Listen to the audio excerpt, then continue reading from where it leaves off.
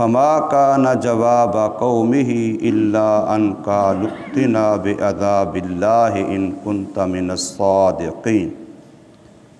قال رب انصرنی علی القوم المفسدین صدق اللہ مولانا العظیم۔ اور بھیجا ہم نے حضرت لوط علیہ السلام کو جس وقت فرمایا انہوں نے اپنی قوم کو، بے شک تم البتہ کرتے ہو برا کام، جو نہیں سبقت کی تم سے اس کام کے ساتھ کسی ایک نے بھی جہان والوں میں سے۔ کیا بے شک تم البتہ آتے ہو مردوں کے پاس اور کاٹتے ہو تم راستہ، اور آتے ہو تم اپنی مجلسوں میں کھلم کھلا برائی کے ساتھ۔ پس نہیں تھا کوئی جواب اس کی قوم کا مگر یہ کہ کہا انہوں نے، لے آ تو ہم پر اللہ کا عذاب اگر ہے تو سچوں میں سے۔ فرمایا حضرت لوط علیہ السلام نے، اے میرے پروردگار مدد فرمائیے میری فساد مچانے والے لوگوں پر۔ سورہ عنکبوت کی آیت نمبر 28، 29 اور 30 آپ حضرات کے سامنے پڑھی گئی اور ترجمہ ہوا ہے۔ اس میں حضرت لوط علیہ السلام کے قصے کی طرف مختصر سا اشارہ ہوا ہے۔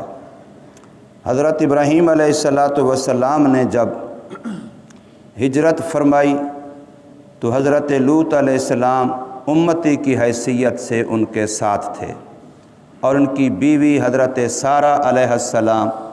وہ بھی مومنہ مسلمان ان کے ساتھ تھی۔ شام کی طرف جا رہے تھے، بعض روایتوں کے مطابق راستے میں اور بعض روایتوں کے مطابق وہاں پہنچنے کے بعد اللہ تبارک و تعالی نے حضرت لوط علیہ السلام کو نبوت عطا فرمائی، اور پھر حکم ہوا کہ آپ اردن کے مشرقی علاقے میں جو سدوم اور عامرہ کی بستیاں ہیں وہاں چلے جائیں، ان لوگوں کو جا کے واعظ و نصیحت کریں۔ اللہ کے حکم کے مطابق حضرت لوط علیہ السلام اس علاقے میں پہنچ گئے، اور وہاں جا کر کے ان کو واعظ و نصیحت تبلیغ شروع کی، لیکن ان لوگوں کا حال افعال و کرتوتوں کے لحاظ سے انتہائی ناگفتہ بہ تھا۔ حیوانیت بھی ان فعلوں میں مبتلا نہیں ہے جن میں وہ مبتلا تھے۔ کوئی جاندار چاہے کتنے پلیت جانور ہیں تب بھی وہ ایسی بد کرداری میں مبتلا نہیں ہوتے جس میں وہ قوم مبتلا تھی، اور قرآن یہ کہہ رہا ہے کہ وہ اسی قوم ہی نے یہ فعل بد ایجاد کیا تھا، اس سے پہلے دنیا جہان میں کسی انسان نے اس طرح کی برائی نہیں کی تھی۔ حضرت لوط علیہ السلام واعظ فرماتے رہے، نصیحت فرماتے رہے، سمجھاتے رہے، عرصہ دراز محنت واعظ تبلیغ کے بعد قوم نے نہیں مانا،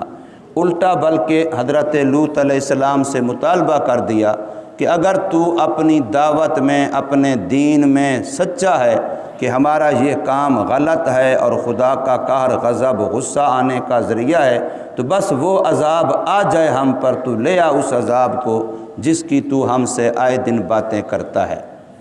تو ظاہر ہے پھر جس وقت قوم اس نہج کو پہنچ جائے تو اس کا مطلب ہے کہ ان کے دلوں پر مہر لگ چکی، دل کالے ہو چکے، قساوت قلبی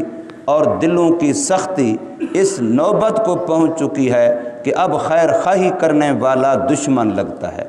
خیر خواہی کرنے والا بیگانہ لگتا ہے۔ جو ہماری خیر خواہی کر رہا ہے، ہمیں برائی سے، ناکامی سے، ہمیشہ کے گھاٹے سے، خسارے سے بچانے کی محنت کر رہا ہے،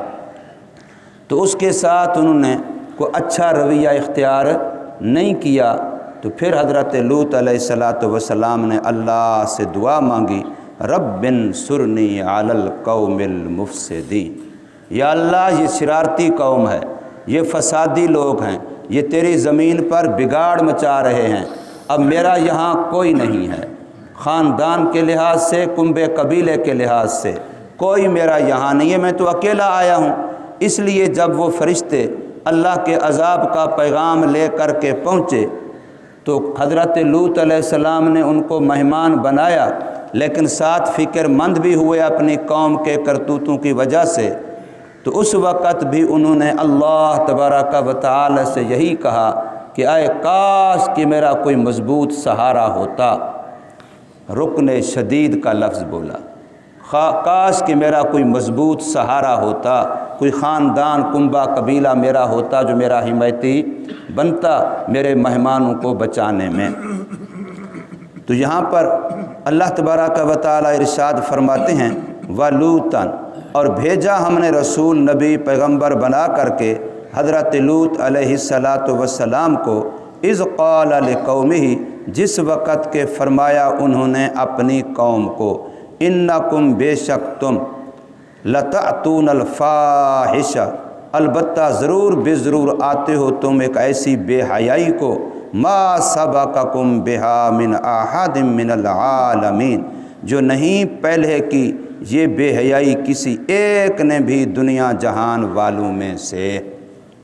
ایک ایسا گناہ تمہارے اندر گویا ہم جنس پرستی کا، لواطت کا ایسا گناہ تمہارے اندر ہے کہ اس سے پہلے دنیا جہان میں کسی نے یہ گناہ نہیں کیا۔ اب حضرت لوط علیہ السلام نے ان کے 3 گناہ گنوائے۔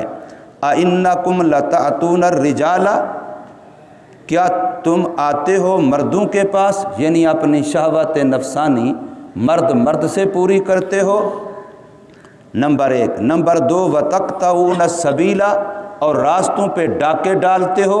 آنے جانے والے مسافروں سے مال بٹورتے ہو، زبردستی ان کا مال غصب کرتے ہو۔ ظاہر ہے جو بندہ عیاشی میں،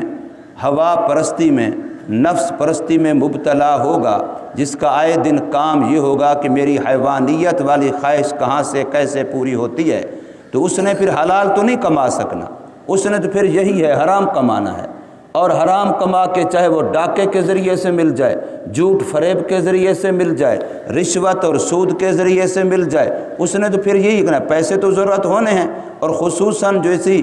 برائیوں میں مبتلا ہوگا اس کو تو پیسہ بے دریغ چاہیے، تو اس لیے پھر وہ پیسے کمانے کا موقع تو ملے گا نہیں، اور وہ حلال حرام کی امتیاز تو کرے گا نہیں۔ اس لیے ان کا ساتھ ہی دوسرا گناہ قرآن نے یہ بیان کیا، وَتَقْطَعُونَ السَّبِيلَ، کہ تم راستوں پہ ڈاکہ ڈالتے ہو، آنے جانے والے مسافروں کا مال، ان کی جان عزت تم سے محفوظ نہیں ہے۔ اور تیسرا فرمایا وَتَأْتُونَ فِي نَادِيكُمُ الْمُنْكَرَ، تم اپنی مجلسوں میں جہاں تمہارا اکٹھ ہوتا ہے، لوگ زیادہ جمع ہوتے ہیں، اس میں تم بے حیائی کرتے ہو کھلم کھلا۔ منکر گناہ کو کہتے ہیں، نہی عن المنکر، امر بالمعروف نہی عن المنکر، منکر گناہ کو کہتے ہیں۔ منکر کا اصل معنی ہے اوپرا، انجانا، نا واقف۔ جو فرشتے قبر میں آئیں گے سوال و جواب کے لیے، ان کا نام منکر نکیر ہے۔ عام طور پر لوگ بولتے ہیں منکر نکیر، منکر نہیں ہے، منکر نکیر ہے۔ تو وہ منکر اس کو اس لیے کہتے ہیں کہ وہ اوپرا ہوگا، وہ انجانا ہوگا، وہ ایسی شکل میں آئے گا جو مانوس شکل نہیں ہوگی، جانی ہوئی شکل نہیں ہوگی، اس لیے اس فرشتے کو منکر کہتے ہیں۔ اللہ نے گناہ کو منکر کہا ہے، گویا گناہ ایک ایسی انجانی غیر مانوس چیز ہے کہ مسلمان اور گناہ کو جانتا ہو، یہ ہو ہی نہیں سکتا۔ مسلمان اور شریف انسان، ان کی آپس میں گناہ کے ساتھ کوئی مانوسیت، کوئی جوڑ، کوئی آپس میں تعلق کہ اس کو پتہ ہو گناہ۔ کتنے مسلمان ہوتے ہیں جو واقعتاً مسلمان ہوتے ہیں، ان کو پتہ ہی نہیں ہے کہ گناہ ہوتا کیا ہے۔ کسی سے دھوکہ فریب بھی کیا جاتا ہے، جھوٹ بھی بولا جاتا ہے، فلاں بھی ہوتا ہے، فلاں بھی ہوتا ہے۔ اس لیے مسلمان کے لیے گناہ ایک انجانی چیز ہے۔ مسلمان گناہ کے ساتھ کبھی مانوس نہیں ہوتا، گناہ اس کے لیے اوپری چیز ہے۔ اس لیے فرمایا کہ تم اپنی مجلسوں میں کھلم کھلا گناہ کرتے ہو۔ اب گویا بعض علماء نے تو لکھا کہ وہ ایک الگ سا تیسرا گناہ تھا جو وہ مجلسوں میں کرتے تھے، اور بعض علماء لکھا کہ نہیں، گناہ وہی پہلے 2 ہیں۔ ایک بندہ اکیلے میں کہیں ڈاکہ ڈال کے آیا، ایک بندہ اکیلے میں کہیں ہم جنس پرستی منہ کالا کر کے آیا اور آ کے مجلسوں میں اپنے اس فعل بد کو فخریہ طور پہ بیان کرنا، یہ خود مستقل الگ ایک گناہ ہے کہ آج میں نے اچھی دہاڑی لگائی، اتنا فلاں سے رشوت لے لی، اتنا آج فلاں ہوا، شام کو حساب کرو، ہاں بھائی آج کیا دہاڑی بنی۔ تو یہ جو طریقہ ہے یہ ایک مستقل الگ گناہ ہے، رشوت لینا الگ گناہ اور اس کا پھر آپس میں تذکرہ کرنا الگ گناہ، جھوٹ دھوکہ فریب منڈی مارکیٹ دکان میں کرنا الگ گناہ، پھر اس کا کہ یاروں دوستوں میں بیٹھ کے تذکرہ کرنا اپنے گناہ کا، یہ ایک الگ مستقل گناہ ہے۔ اس لیے فرمایا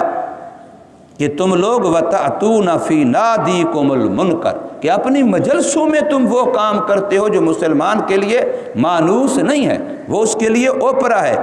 تو جب حضرت لوط علیہ السلام نے ان کی یہ 3 غلطیاں بیان فرمائیں تو قرآن کہتا ہے فَمَا كَانَ جَوَابَ قَوْمِهِ، بس نہیں تھا اس کی جواب قوم کا کوئی جواب إِلَّا أَنْ قَالُوا، ہاں مگر انہوں نے آگے یہی کہا اِئْتِنَا بِعَذَابِ اللَّهِ إِن كُنْتَ مِنَ الصَّادِقِينَ، اگر تو سچا ہے تو ہم پر خدا کا عذاب لے آ۔ الیاذ باللہ، یہ کب بندہ کہہ سکتا ہے؟ جب نہ خدا کو مانتا ہو،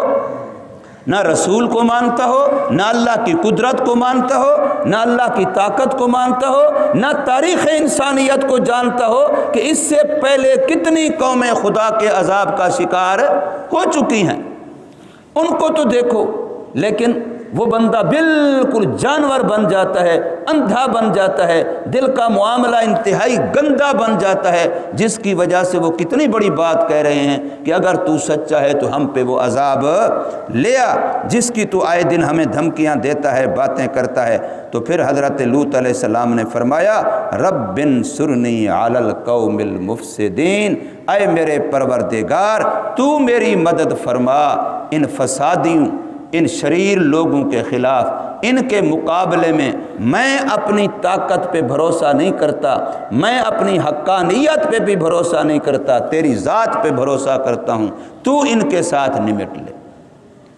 تو حضور صلی اللہ علیہ وسلم اور باقی انبیاء کے اندر ایک یہی فرق ہے کہ باقی انبیاء اپنی قوم سے اکتا گئے اور انہوں نے قوم کے خلاف بد دعا کر ڈالی، لیکن محمد کریم صلی اللہ علیہ وسلم وہ رحمت للعالمین ہیں کہ آپ کو جتنا ستایا گیا، جتنا آپ صلی اللہ علیہ وسلم کو اذیتیں پہنچائی گئیں، تکلیفیں پہنچائی گئیں، حتیٰ کہ فرشتے خود آ کے پوچھ رہے ہیں کہ آپ ارشاد فرمائیں ان قوم کو عذاب میں ہلاک کر دیا جائے طائف والوں کو، فرمایا نہیں، ان کو بیچاروں کو پتہ نہیں ہے، یہ میری شان جانتے نہیں ہیں،